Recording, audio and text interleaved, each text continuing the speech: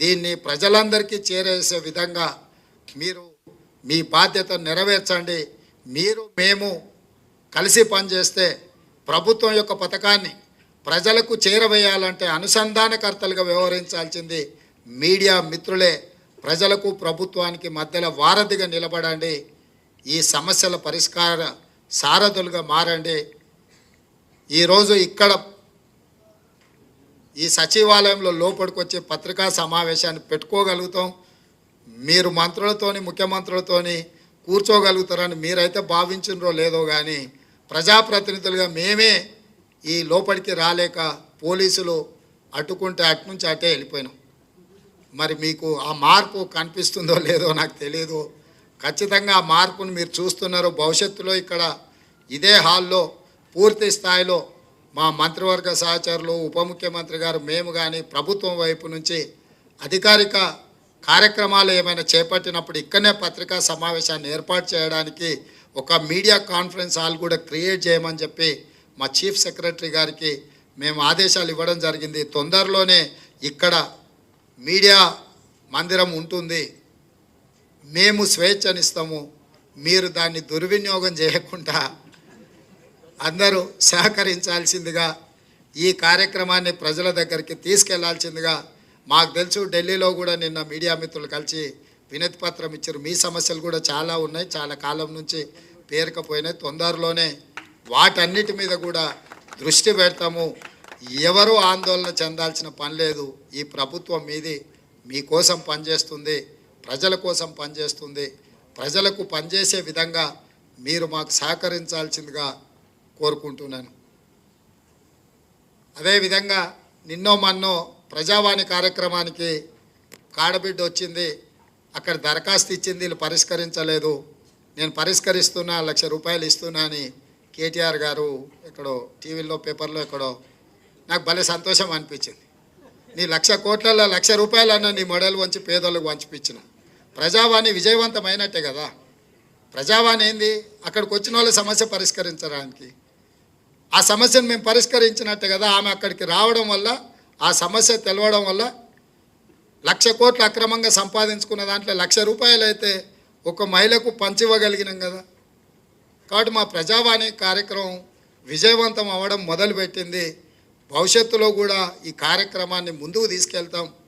ప్రారంభంలో చిన్న చిన్న అంశాలు ఏమన్నా ఉన్నా మీడియా మిత్రులందరూ కూడా ఇది మీ బాధ్యతగా భావించి దాన్ని బాగా ముందుకు తీసుకెళ్ళడానికి సహకరించాల్సిందిగా కోరుకుంటూ, ఇంకా 99,999 కోట్ల రూపాయలు కేటీఆర్ దగ్గర ఉన్నాయి. 1,00,000 కోట్ల సంపాదనలో 1,00,000 పోయినా మిగతాది ఉంది. కాబట్టి మిగతాయి కూడా పంచాల్సిన పరిస్థితి, పంచిపించాల్సిన గత్యంతరం లేని పరిస్థితి వాళ్ళకు కల్పిస్తాం. తప్పకుండా అవి పంచక తప్పదు.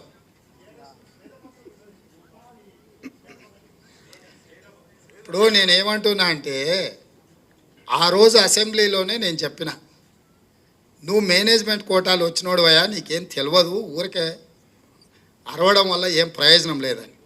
మొత్తం సభ నడిచిన తీరు మీరు చూసిరు కదా. బామర్దుల తాపత్రయం తప్ప ఒక్క సభ్యుడన్నా లేచి వీళ్ళు మాట్లాడుతున్న దాన్ని సమర్థించినరా? శాసనసభలో జరిగిన చర్చలన్నీ తీసుకోరు. వాళ్ళిద్దరే ఆరాటపడుతున్నారు, వాళ్ళిద్దరే పోరాటం చేయాలని చూస్తున్నారు. మిగతా ఎవ్వరు వాళ్ళతో కలిసి రాలే.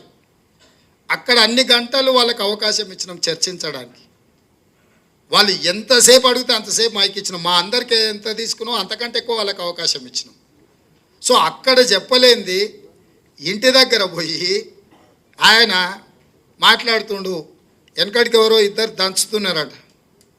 ఇక ఆ దంచుడు ఎట్లుందని అంటే, రోళ్ళకి వెళ్ళి నిప్పులు ఇట్లా ఎగురుతున్నాయి. ఇక ఆ దంచడం చూసి అందరు అబ్బా ఏం దంచుతురు అని అందరు చప్పట్లు కొడుతూనే ఉన్నారు భజన పార్లు అందరు. ఓ అరగంట అయినాకు పెద్దవాడు మిసలావిడ అట్లకెళ్ళి పోతే చూసి, అరే ఆ రోల్లో జొన్నలు లేవు, సజ్జలు లేవు, ఎందుకు ఎగిరెగిరి దంచుతురు, ఎంత దంచినా అలచిపోడు తప్ప దాంతో వచ్చేది ఏం లేదని చెప్పినాడు. అసెంబ్లీలో కూడా హరీష్ కేటీఆర్ దంచుడు అట్లున్నది. ఆడ విషయం లేదు, ఎగిరెగిరి దంచినా ఎగరకుట్ట దంచినా ఆడున్నది అంతా గంతే. మేము ఉన్న వాస్తవాలు అక్కడ బయట పెట్టినాం.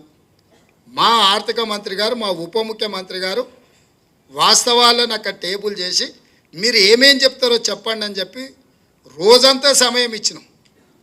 అక్కడ చెప్పాల్సింది చెప్పకుండా ఇంటికాడికి పోయి మళ్ళేదో కొత్త దుకాణం తెరిచాను. వాళ్ళ దగ్గర ఉన్న ఆస్తి ప్రజల యొక్క రక్త మాంసాలను పీల్చి పిప్పి చేసి సంపాదించుకున్న సంపద ఈరోజు వాళ్ళు తింటున్నారంటే అది రక్తపు కూడు, అది శ్వేతపత్రం కాదు. మా వాళ్ళు ఏం చెప్పిండ్రు, నిజంగా ఉపయోగపడే వాటి అన్నిటినీ కూలగొట్టి మళ్ళీ నిర్మించిందని అన్నారు. ఫర్ ఎగ్జాంపుల్ ఈ సచివాలయమే తీసుకో. గతంలో ఉమ్మడి రాష్ట్రానికి ఉపయోగపడ్డ సచివాలయం 2012లో ఎల్ఎన్టీ కంపెనీ కట్టిన భవనాలు అన్నీ ఉండే, 12 లక్షల స్క్వేర్ ఫీట్ ఉండే ఆ రోజు. ఆ రాష్ట్రం తరలిపోయినాక మొత్తం మనకు ఉపయోగంలో ఉండి ఇంకా అవసరమైతే ఇంకా కొన్ని హాస్పిటల్స్కో కొన్ని ప్రభుత్వ కార్యాలయాలు కూడా ఎక్కడెక్కడ కిరాయికునో వాటన్నిటిని ఇక్కడ తరలించి పెట్టుకోవడానికి అవకాశం ఉండే. ఒకవేళ ఇది మీకు అచ్చిరాలే, దీన్ని ఏ ప్రభుత్వ ఆసుపత్రిగానో మార్చి కొత్త ఖాళీ జగాలో ఈ సచివాలయాన్ని కట్టినుంటే ఇది ఉపయోగపడుతుండే, అది ఉపయోగపడుతుండే.